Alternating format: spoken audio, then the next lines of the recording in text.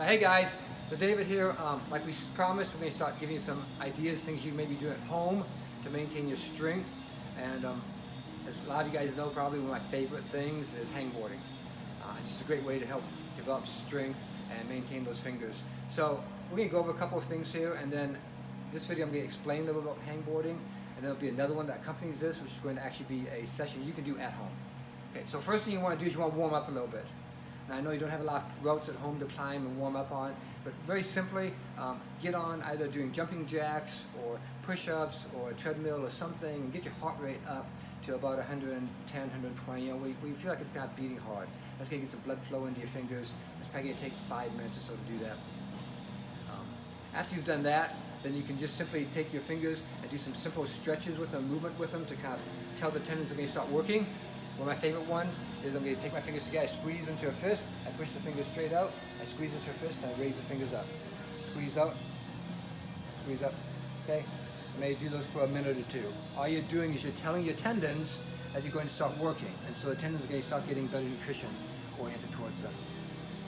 Okay, after you've done that, then I would grab something that you can just hang on very easily, okay?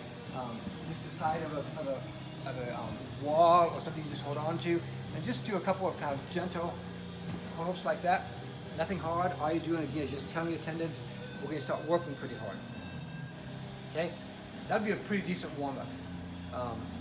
Make sure your tendons feel good. Make sure you're nice and warm, it's not cold. And then also make sure you're really well hydrated. The other thing you want with you want some chalk. Okay? Chalk's going to help you keep that sweat off your fingers, help you hold on to what you can hold on to. And then you need something to hang on. Okay? Now I know all of you don't have 6 hangboards hanging up in your house like I do in my cool house here. Okay? If you've got a hangboard, great. If you want a hangboard, as long as they let us stay open, we'll sell you one. But you don't really need one, really. You can take a 2x4, plaster 2x4 on the side of the wall, and hang off the edge of that. You can make a smaller piece, like these camper strings that we use, and just hang off of these things here. Okay? If you look back here, we've got a big ledge here. If I can reach it, there you go. You can hang up there. Okay, so find something that you can hang on. That will make a big difference. Now, the second thing you gotta do though is you want to make it work. And so whatever you hang on, it should feel like at about the end of a session, you're getting pretty pumped, pretty tired out. So you can adjust that by either making a bigger hold, if you can't hang on long enough, or making a smaller amount to put your fingers on, okay? When I was on this big board here, I had both pads on, but I could just put the front pads of my fingers on, and then it's a lot harder. Or I could add a little bit of weight to my body, okay? Stick a couple of soup cans in my pockets, something like that. Lastly, I just want to show you just some general technique.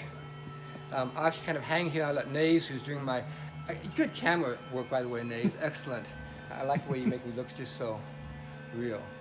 Okay, anyway, I'm going to hang on this. I'm sorry, guys. This is a long day. I'm going to hang on these things and just give you an idea of what it looks like to hang without actually doing a session. I'll let Nays kind of point out some of the things that I'm doing, which makes it a little bit easier. One thing I want to really impress on you is make sure you got a place to put your feet quickly if you fall. Okay? Because you want to be able to catch yourself with your feet. You do not ever want to fall off like that. You can help it. That's hard to your tendons. Okay. So I'm going to grab a nice ledge here. This is a pretty decent one. I can get almost 1/2 pads in here like this. I want to leave my fingers open. And I'm going to hang, and I'll let Nays kind of show you what's going on. So watch his hands. Notice how he's not doing a full crimp. You can potentially do a half crimp or a half pull up, but you do not want to go full crimp. Dave, go ahead and show me real quick. Just put your feet down and show me what a full crimp would look like on that thing. Now this thing here, to do it, it'd be hard to get up inside of here. You gotta really put my thumb way up inside here. We can do it over here. Okay. Maybe something like this. Okay. That is really, really bad, and bad. Actually it's completely, it does not work, and it does not help you with your tendon training, your finger training you're trying to do. Instead, half crimp or open hand crimp is best. Open hand is really, really good. That's what you're aiming for right there. All right, so go ahead and rest for a second and take a look at these shoulders right here. When he's doing this thing, one, his arms are not completely straight. They're bent very slightly. And watch his shoulders in here. Go ahead and just relax your arms real quick and just hang and sag as much as you can. Okay, now what happens if you pull up just a little bit and go in the right position? See how he's not doing a pull up, but how his shoulders engage? That helps protect the shoulder and allow you to keep everything else nice and tight and engaged while you're working through it.